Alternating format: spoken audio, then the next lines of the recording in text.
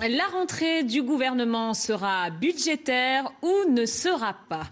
Le Premier ministre a donné le ton aujourd'hui dans une interview accordée à nos confrères du Journal du Dimanche.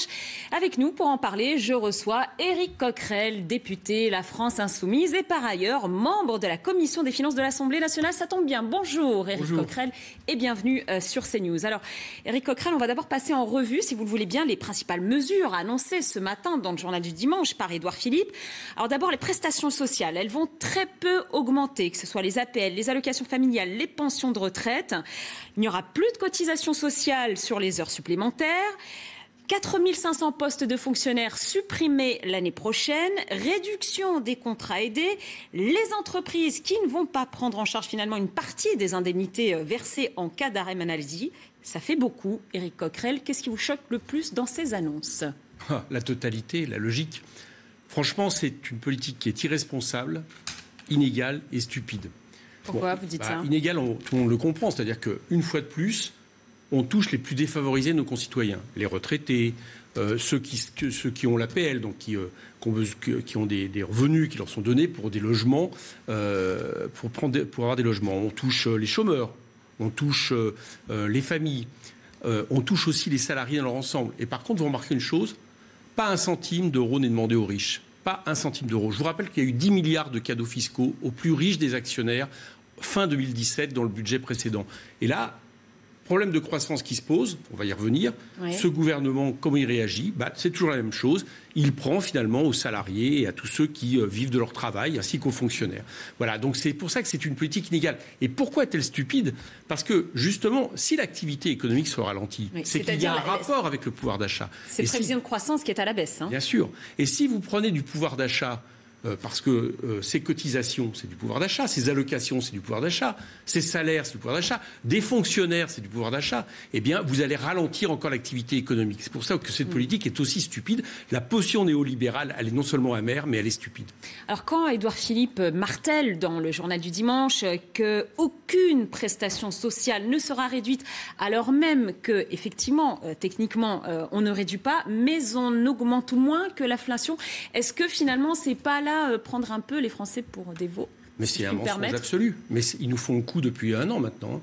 Ça fait 1 an qu'à chaque fois qu'ils diminuent les budgets, ils nous disent « Ah mais non, mais vous inquiétez pas, en réalité, regardez, on continue à les augmenter. » Sauf qu'ils ne les augmentent pas en lien avec l'inflation ou en lien avec l'augmentation du niveau de la vie. Ils l'ont fait pour les dotations sur les collectivités territoriales. Ils prennent de l'argent et disent non, c'est juste le fléchissement de l'augmentation. Sauf que du coup, ça ne permet plus justement de faire face à des dépenses qui, elles, par contre, suivent l'inflation, suivent le niveau des dépenses. Bon. Et là, c'est exactement la même chose qui se passe pour les retraités. Donc concrètement, les retraités qui ont déjà été pénalisés par la CSG sont doublement pénalisés. L'APL, dont vous vous souvenez qu'il y a déjà eu une baisse, oui. Eh bien, ceux qui ont aujourd'hui l'APL seront doublement pénalisés. C'est également la même chose pour les allocations familiales. Écoutez, franchement, ce gouvernement voudrait nous prouver qu'il n'aime pas les pauvres, qu'il n'aime pas les salariés, qu'il n'aime pas les fonctionnaires, mais qu'il aime par contre les riches au point de rien faire. Il ne s'y prendrait pas autrement. Alors Éric Coquerel, la France Insoumise n'est pas non plus exempte de critiques. Vous qui rentrez des amphis d'été de Marseille, où on a entendu un Jean-Luc Mélenchon en pleine forme, avec des formules choc, par exemple quand il qualifie Emmanuel Macron de petit copiste de l'Union européenne et de Madame Merkel, François Hollande qualifié de nigaud. Alors la campagne européenne, elle est déjà lancée chez vous à la France Insoumise. Contrairement à l'élection présidentielle, les communistes ont décidé de ne pas faire alliance avec vous. Alors la France Insoumise a décidé de ne pas faire alliance avec les communistes. Vous me direz ça dans un instant. Le chef de file des communistes, Yann Brossa, il assume. Je vous propose de l'écouter, Éric Coquerel, et puis on en parle juste après. D'accord. Nous n'avons pas décidé d'y aller seuls. Nous avons pris acte du fait que les élections européennes vont avoir lieu en mai, que la campagne s'engage et qu'un certain nombre d'autres forces politiques ont d'ores et déjà lancé leur campagne. Moi, ce que je dis, c'est nous lançons. Et je suis chef de file des communistes à l'occasion de ces élections européennes. Je porterai l'exigence d'une autre Europe que celle qu'on a aujourd'hui, qui est une Europe qui promeut l'austérité partout. Et puis, travaillons ensemble, rassemblons-nous. Mais en tout cas, je suis aujourd'hui sur la ligne de départ et j'ai bien l'intention de porter un certain nombre d'exigences pour en finir notamment avec le dumping social qui fait que nos salariés sont mis en concurrence de manière permanente.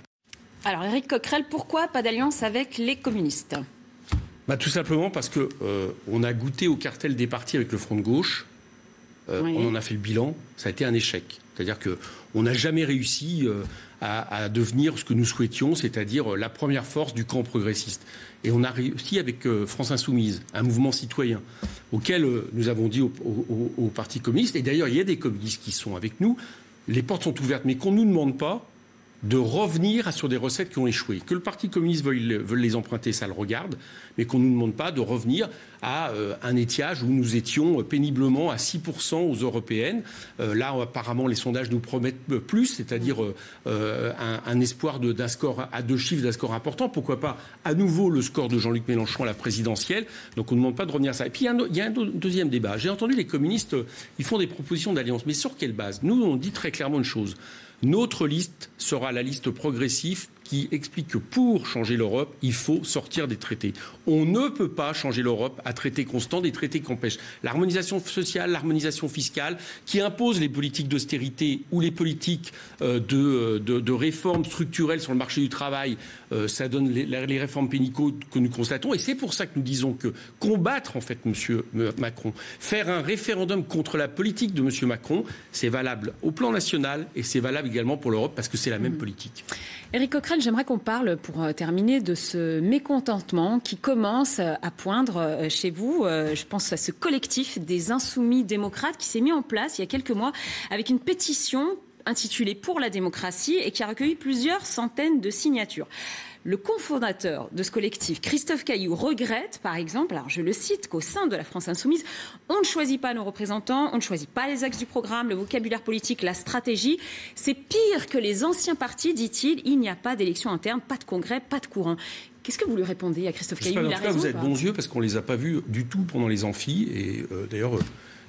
c'est bien, vous m'apprenez le nom de ce personnage. Écoutez, vous ne connaissez pas Christophe Caillou? Non, je ne le connais pas, mais c'est pas une insulte, hein, je ne le connais pas, je sais pas qui il est. Bon. Et qu'est-ce que vous lui répondez? Ce que je réponds à ces centaines de signatures par rapport à peu près aux 500 000 personnes qui sont aujourd'hui au niveau de France Insoumise, c'est qu'il se trompe. Il se trompe. Parce qu'en réalité, ce qu'il essaye d'analyser, ce qu'il essaye de décrire, ça serait un parti politique. Bon, France Insoumise n'est pas un parti politique. France Insoumise, c'est un mouvement citoyen qui prend certaines grandes décisions, par exemple programmatiques. Ce programme, il a été, c'est celui de l'avenir en commun, qui a été celui de la campagne présidentielle, il a été supporté par plus de 500 000 signatures. Alors, si ce n'est pas démocratique, qu'est-ce que c'est? Ensuite, nous avons des grandes décisions. Par exemple, prenons des campagnes contre le nucléaire, contre la pauvreté, sur l'évasion fiscale. Là encore, c'est des campagnes qui ont été approuvées par une convention où il y avait des représentants des groupes d'action. Nous avons aussi une assemblée représentative qui existe. Vous savez... On est en train de construire quelque chose de différent. Non pas une structure... Moi, je suis membre d'un parti qui est composante de France Insoumise, donc je pense que les partis sont utiles. Mais les partis, aujourd'hui, peuvent rassembler quelques milliers, voire quelques dizaines de milliers de personnes. On pense que pour gouverner ce pays, pour changer la donne, il faut être capable de mettre en action des centaines de milliers de personnes. Ça passe par des formes nouvelles et qui, peut-être, surprennent certaines personnes, mais qui n'ont rien d'antidémocratique. Donc il dit n'importe quoi, Christophe Caillou? En quoi peut-on, par exemple, considérer, là je vous parle à l'instant, oui, que je n'ai aucune légitimité ou que le groupe parlementaire France Insoumise n'a aucune légitimité de parler au nom du groupe parlementaire? Mais ça, c'est pas pareil. Vous êtes député, vous avez été élu. Eh bien, de la même manière, nous pensons que nous avons comme ça des espaces qui existent. Nous avons un espace, par exemple, qui est en train de se créer, qui va être un forum réunissant à la fois des représentants de forces politiques, mais aussi des... Dans lequel vous inviterez Christophe Caillou? Ah mais oui, pourquoi pas. Franchement, je le dis sans mauvaise polémique, je ne sais pas qui il est, donc j'aurais du plaisir à parler avec lui. Écoutez, mais je crois qu'il faut qu'il comprenne une chose. En tout cas, on avance en construisant. C'est une chose nouvelle. Et y compris, il y a des choses à corriger, sûrement. Ça, il n'y a pas de problème, des choses à faire évoluer. Mais je crois que tous les gens qui étaient là ce week-end, manifestement, apprécient ce qui se passe au niveau de France Insoumise. Eh bien, peut-être que vous allez en parler ensemble. En tout cas, on vous le souhaite. Merci beaucoup, Éric Coquerel, député La France Insoumise, d'être venu sur le plateau de CNews. Merci à vous.